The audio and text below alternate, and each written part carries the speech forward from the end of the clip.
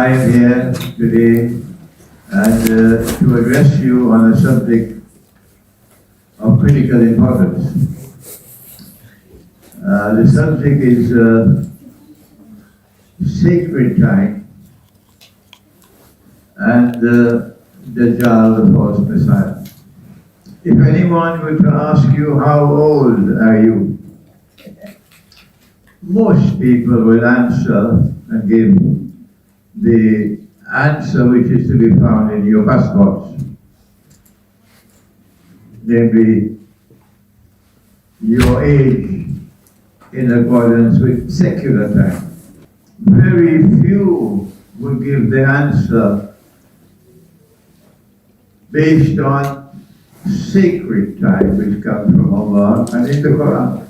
I am now 85 years of age by the moon, but by secular time I am 83. I hope you had your dinner early tonight and you had enough time to digest your dinner, because this topic is so frightening it will disturb your digestion. Our Prophet, Allah's blessing be upon him, prophesied something pertaining to time in Akhir Zaman. He said that the time will come when time will move faster and yet faster. A whole year will pass like a month. A whole month will pass like a week. A whole week like a day. A whole day like an hour. A whole hour like the amount of time it takes to kindle a fire. I was in a masjid in Britain and I asked all those present, raise your hands if you perceive time moving faster and yet faster. Everybody raised their hands except the Imam. So I was about to turn to the Imam to congratulate him, but his hand was not up when he put his hand up as well. This translation is excellent. This is where we are today, where nearly everybody are now perceiving what our Prophet prophesied.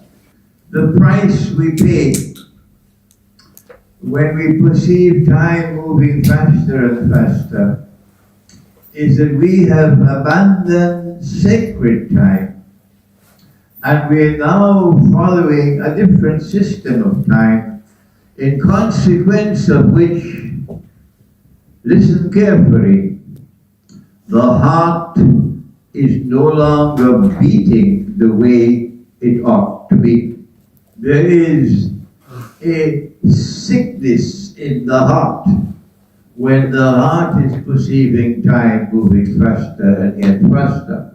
The malady is that the heart would be like a motor car engine which is out of tune. And if you do not tune up that engine, eventually the performance of the car will deteriorate until eventually it'll stop working. The price you pay when the heart is not beating in harmony with sacred time is that nur cannot enter into that heart. Nur is not sold in the supermarket. Nur is not sold in the stock market.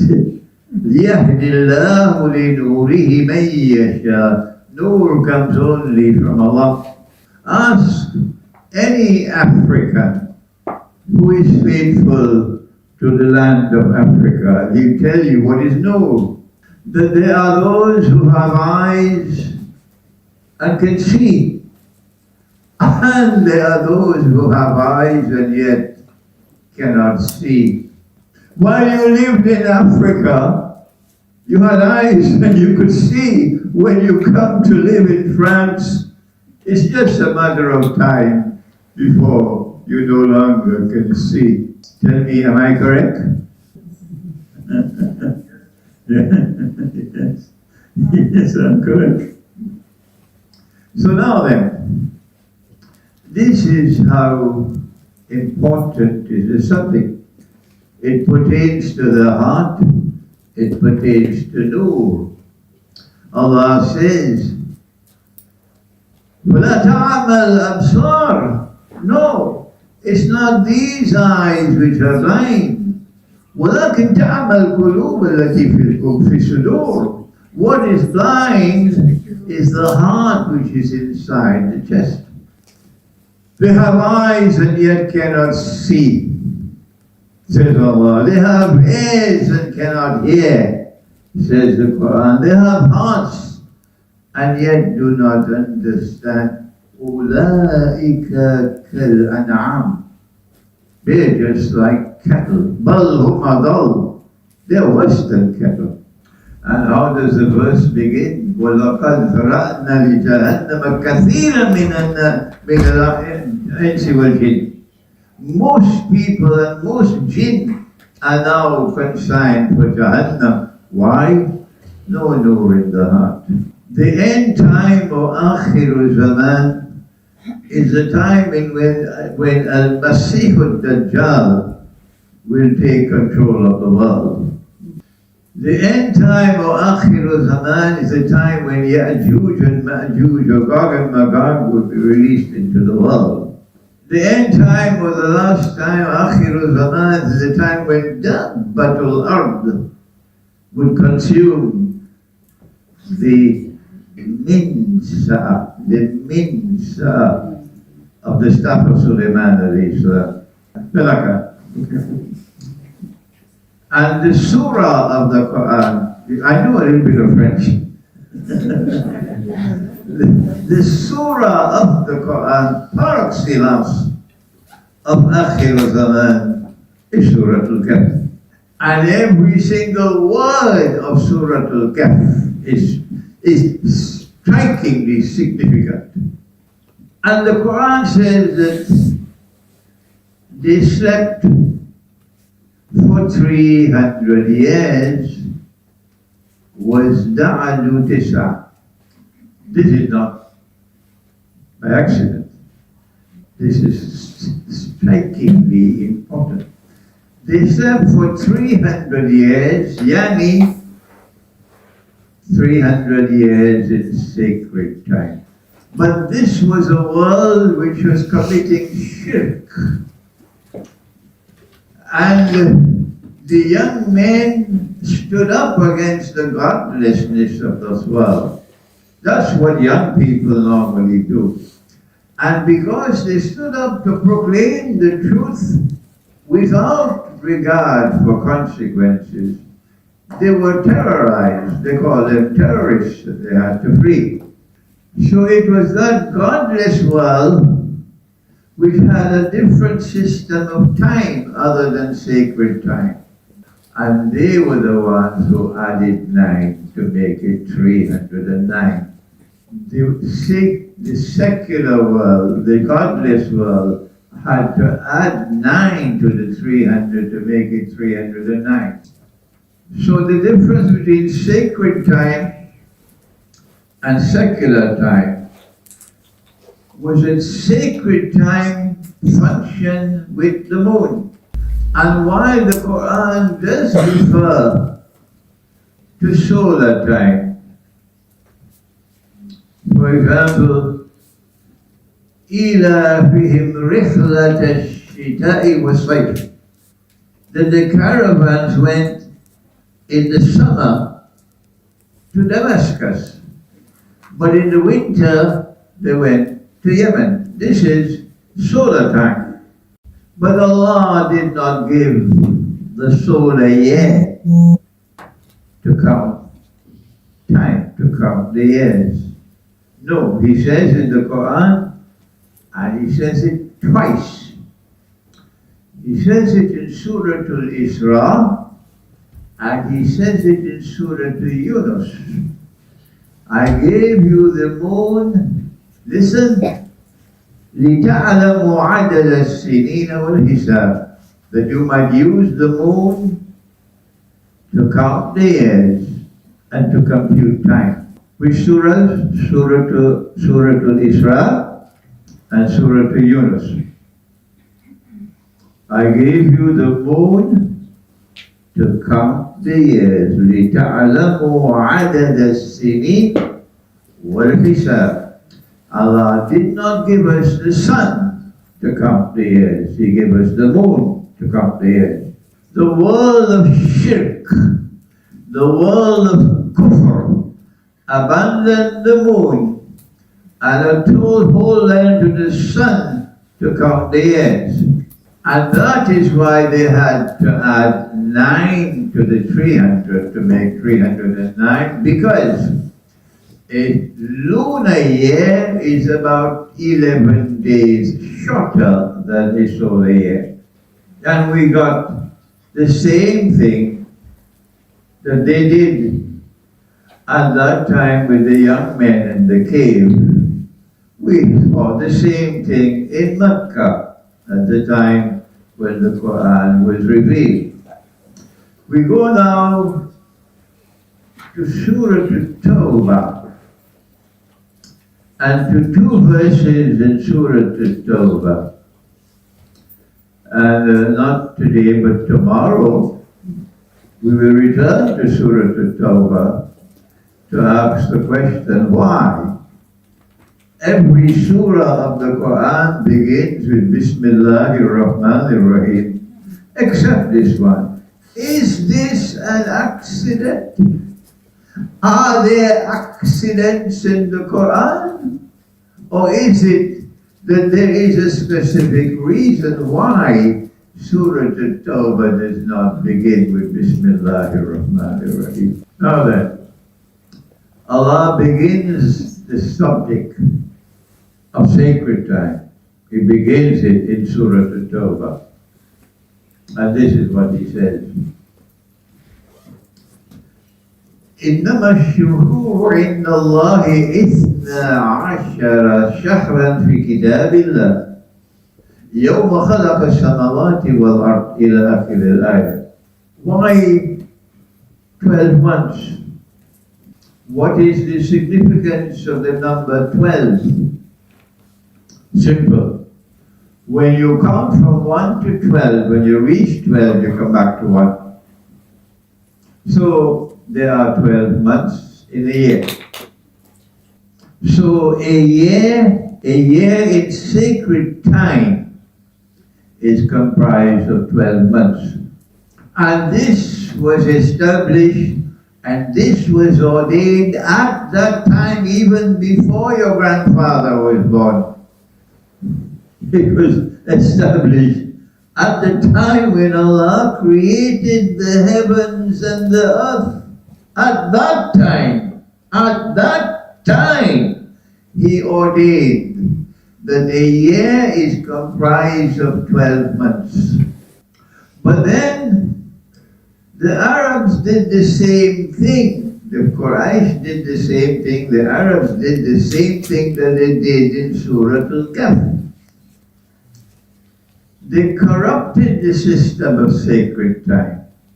And now we turn to the next ayah, immediately after this, in Surah At-Tawbah. And this is the most important ayah of all in the subject. إِنَّمَا النَّسِيءُ زِيَادَةٌ لِلْكُفْرِ. Allah speaks about something called nasi. And He says about nasi that this is additional kufr, or this is the road to ever increasing kufr. Kufr after kufr after kufr. What the Arabs did was they wanted to synchronize lunar time with solar time, so that the month of Ramadan will always come in the summer. So they added 1 more month to the 12 every 3rd year. The Hindus are doing the same thing today, the Jews are doing the same thing today, the Christians are doing the same thing today. Everybody all over the world, they're doing the same thing today. So Nasi is not just adding a 13th month to the 12th month. Nasi is actually the corruption of sacred time. And this Nasi is kufr. And also the road to kufr after kufr after kufr. I want to turn now to the difficult part of the subject, so bear with me. The rest will be easy. What I want to do is establish the link between Dajjal and time. I am 85 years of age. I've spent my life in Islamic scholarship. I have never as yet across any scholar of Islam who has attempted in the modern age to establish the link between Dajjal and time, scholarly. Our Prophet, Allah blessed be upon him, said, when Dajjal is released, he will live on earth for 40 days, one day like a year, one day like a month, one day like a week. وَسَائِرُ أَيَّامِهِ كَأَيَّامِكُمْ. Now then, a day like a year, a day like a month, a day like a week is contracting time. Time that is contracting. So he has established a link between Dajjal and time, between Dajjal and contracting time. And when time contracts, time moves faster. But there's more to the hadith, but that is not a part of our subject on time, that is the political part of the subject. We turn now to the Quran and Dajjal and time. And in the Quran, Allah speaks and tells us that you must study the Quran the way you study the stars. When I was a student of Usul al-Tafsir, the textbook, Al-Fawz al-Kabir fi Usul al-Tafsir, and we spent a whole year studying that book, and not a single reference in that book to the most important verse of all in the Quran pertaining to methodology for study of the Quran. This is in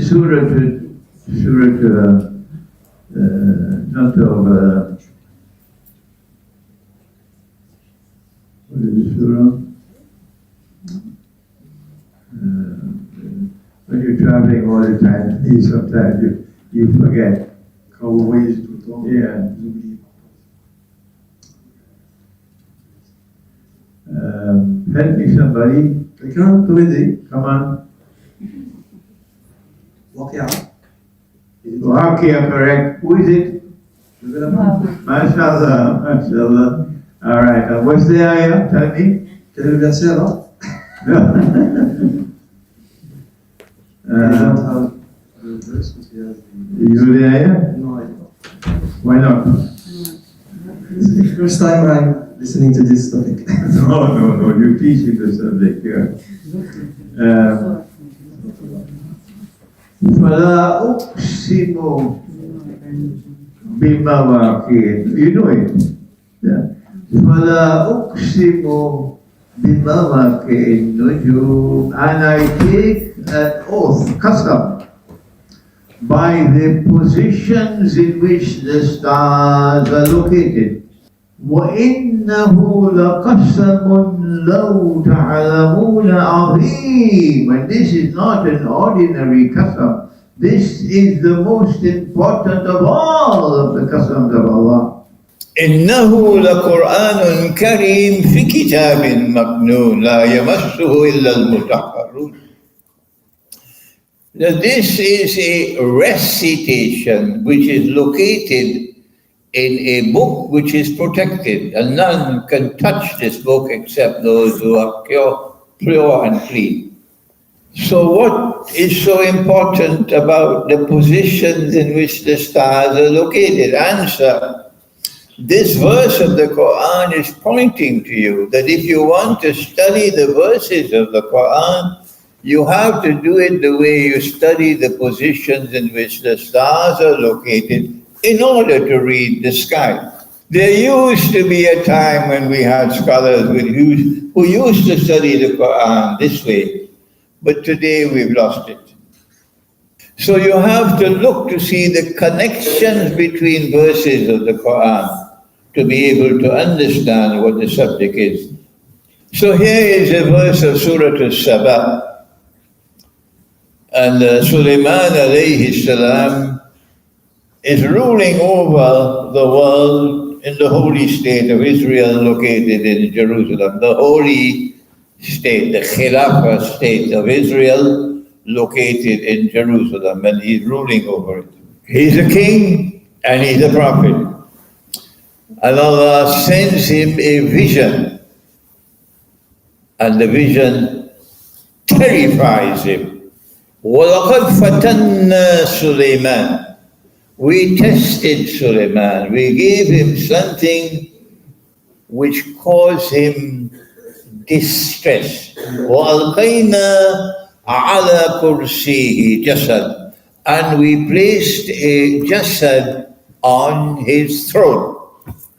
We will come to the word jasad shortly. When he saw this jasad, he immediately understood the meaning of the vision. Me, I would take a lifetime to understand, but not Sulaiman. Automatically he understood. And we know how he understood the vision based on his response.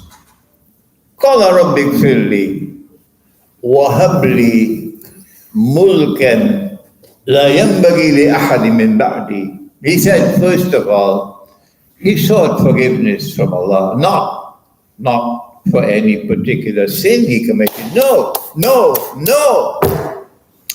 This is his way, that when he wants to ask for something, he first asks for forgiveness. And so when you want to ask for something, you know how difficult it is today to get married. So when you want to ask for something, first of all ask for forgiveness and then ask for what you want. وَهَبْ لِي مُلْكًا لَا يَنْبَغِي لِأَحَدٍ مِّن بَعْدِي. Two meanings. And grant that none can inherit my kingdom after me, and grant that there could never be another kingdom comparable to mine. And so now, it is possible for us to recognize what was his understanding of the vision, namely, that person sitting on my throne, whom Allah has shown to me, is a very, very evil person, and he wants to inherit my kingdom. This is the Khilafah state, the only one on earth, the only one. And Allah says, He told the angels, Inni ja'ilun fil ardi khalifa. So the purpose of sending mankind on earth was to establish this Khilafah state. And yet, he is asking Allah, I don't want anyone to inherit this kingdom after me. لا ينبغي لأحد من بعدي. Hence, Sulaiman alayhi salam is asking that holy Israel, the Khilafah state of Israel, should perish when he dies. There is proof that our explanation of the Quran is correct. The proof is that after Sulaiman alayhi salam died, Allah answered his dua, and the holy state of Israel perished and was never restored until this day. So now then, who or what was the jasad? A jasad is a body without a soul. And that is what the Samiri forged from gold when Musa alayhi salam was up the mountain. While Musa was up the mountain, that is what the Samiri did. So now, the Jasad was a golden calf. And Samiri told them that you must worship the golden calf. And they're doing that up to this day. But this Jasad cannot be a calf. This Jasad wants to inherit Holy Israel. So this Jasad has to be a human being, but not a human being with a human nafs.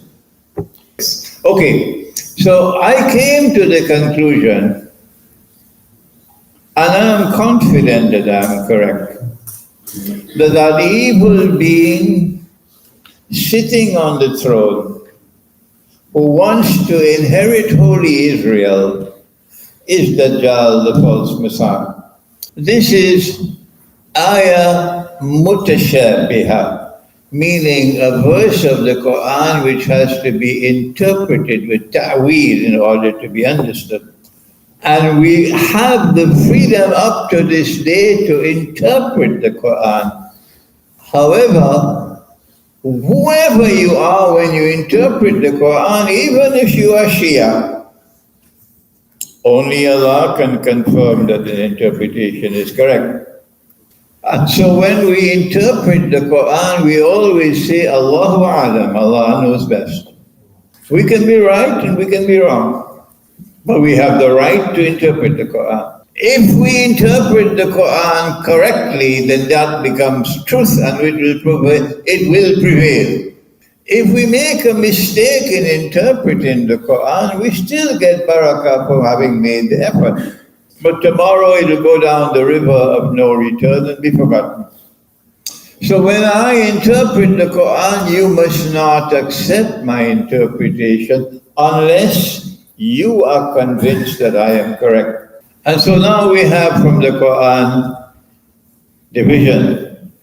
The Dajjal is going to be sitting on the throne of Nabi Sulaiman alayhi salam after Nabi Sulaiman alayhi salam passes away. Now we turn to the other verse, which I think is in maybe Surah Al-Nahl. Namal, I don't remember correctly. وَلَمَّا قَضَيْنَا سُلَيْمَانَ الْمَوْتِ.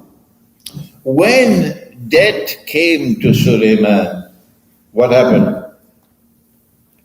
مَا ضَلَّهُمْ عَنْ مَوْتِهِ إِلَّا.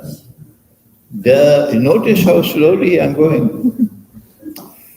مَا ضَلَّهُمْ عَنْ مَوْتِهِ إِلَّا دَابَّةُ الْأَرْضِ تَأْكُلُ مِنْ سَأَتَهُ. When we go to this is the uncomfortable part of the lecture now.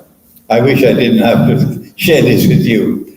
When we go to the tafsir of the Quran, this is what we get. It is painful for me to say that something to be found in the classical tafsir is nonsense. It is painful for me to say that. What you find in the classical tafsir is that when Sulaiman died, he died while sitting on his throne, holding on to his staff. And nobody knew he was dead. And he kept on sitting on the throne all day, not talking, not moving, not going to eat, not going to the bathroom, not going to sleep. Not only for one day, for more than one day, for a few months, maybe a few years. And he remained like that, sitting on his throne, holding on to the staff, the dead body, until some termites came and started nibbling at the bottom of the staff. And it took a few years, perhaps, to nibble enough until the staff lost its balance. And when the staff lost its balance, then the body of Suleiman lost its balance and he collapsed. I am not happy in saying, but that is nonsense. That is nonsense. What happened was, when Suleiman alayhi salam died, everybody knew he was dead and he was buried. But when he made the dua, لا ينبغي لأحد من بعدي, لا ينبغي ملكا لا ينبغي أحد من بعدي, grant me a kingdom incomparable to any other. Then Allah gave him the jinn, the shayateen of the jinn, who were ordered to work for him. And some of them were آخرين مقرنين في الأسفار. They were in chains. And these shayateen did not know that he was dead. Allah gave them orders that you must obey Sulaiman alayhi salam. And if you disobey, I will punish you with terrible punishment. The reason why they did not know that Suleiman is dead was because even though he was dead, they were still seeing him sitting on the throne, holding on to his staff, talking and walking and moving, and so they're convinced he's alive. So the Jasad sitting on the throne, so long as he's holding on to the staff, is able to use the minsa, with C, not sad. He's able to use the minsa of the staff to intervene in time and to move time backwards and forwards to show Suleiman still alive. When I was studying this subject, I approached two scholars of Arabic, both of them with PhDs.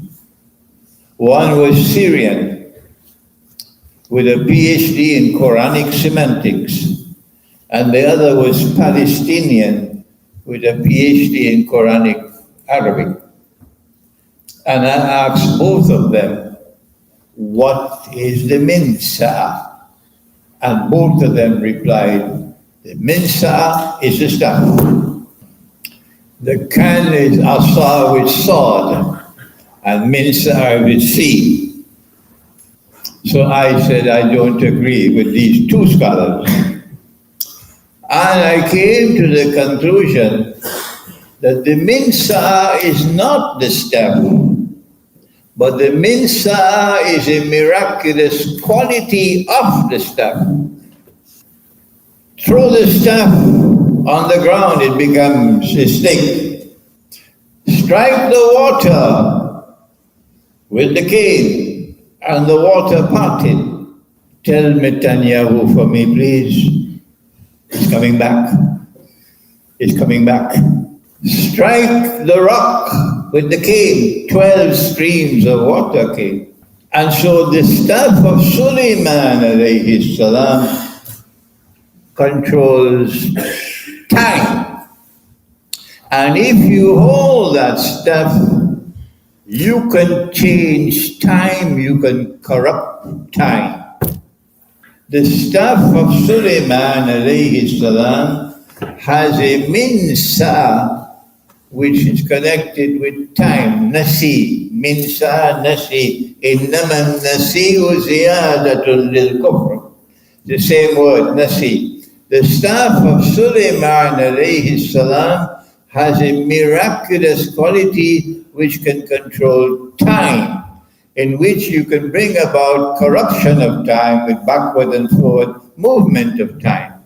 And so Dajjal is still holding on to that staff of Suleiman now up to this moment, And Dajjal is still using the minsa of the staff to get the jinn to work for the state of Israel. On another occasion, we'll be able to establish the relationship between the jinn, the shayateen, and modern Western civilization, as well as the state of Israel. But what we have done tonight is we have established the relationship between Dajjal and time. And that Dajjal is going to corrupt sacred time and demolish sacred time to replace it with bogus, secular, godless time. This is the difficult part of the subject. Tomorrow night will be an easier topic. When we first of all, we will explain to you and describe to you from the Quran the system of sacred time. And then we will explain to you tomorrow night how Dajjal has destroyed it and replaced it with bogus, godless, secular time. But the third lecture, which will be the following night, will be the most important one of all. If we are to return to sacred time, to living with sacred time, how do we do it? Is there a way that we can return to sacred time and get our hearts to beat in harmony with sacred time? And we no longer will perceive time moving faster and yet faster. That is the third lecture. When we finish with the subject of sacred time and Dajjal, I then want to take you to the last book I've written, entitled The Quran and Russia's Destiny. Last February of last year, I was invited to a conference in Moscow, and when the conference was over, I was invited, to my surprise, to have dinner with a small group, about 15 of us, with Russian Foreign Minister Sergei Lavrov, and he spent about 2 hours with us, and he was very in a jovial mood, talking and laughing and joking, but all about politics and economics, until I intervened. Mr. Minister, would you allow me to speak on the Quran and Russia? Then there's silence. And then he said, yes, go ahead. And when I was finished, he said, can you write on the subject? So I spent the next 5 months writing this book, which no one had ever written on before, the Quran and Russia's Destiny. And in this I go to Surah Al-Rum and Surah Al-Kahf and then Surah Al-Anbiya, and that topic will be taking 2 more days. And then after I complete 2 lectures on that subject for you, I then want to spend 1 evening on methodology for study of the Quran, usul tafsir. When I'm finished with methodology for study of the Quran, then I have 1 more lecture. The most important event now remaining to occur in history for us Sunni. The Sunni has one view, the Shia has another. For us it is the return of Al-Masih, Nabi Isa alayhi salam. What does the Quran say on the subject of the return of Nabi Isa alayhi salam?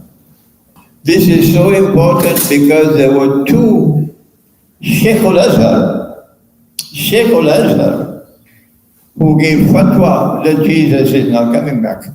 And there have been several distinguished scholars of Islam who have declared Jesus is not coming back. My own teacher of blessed memory, who is one of the greatest scholars of his age, Maulana Dr. Muhammad Fazlur Rahman Ansari, rahimahullah, he has said that the return of Jesus is only a prophecy of Nabi Muhammad alayhi salatu wasalam. Nothing in the Quran to support it. So we want to spend 1 day on the Quran and the return of Nabi Isa alayhi salam. When I went to Qom in Iran, I found, to my surprise, the Shia believe that the most important event awaiting to occur in history is the advent of Imam al-Mahdi. And then after that we'll have one more day before I depart. And that day I leave it open to you to ask any question on any subject you want.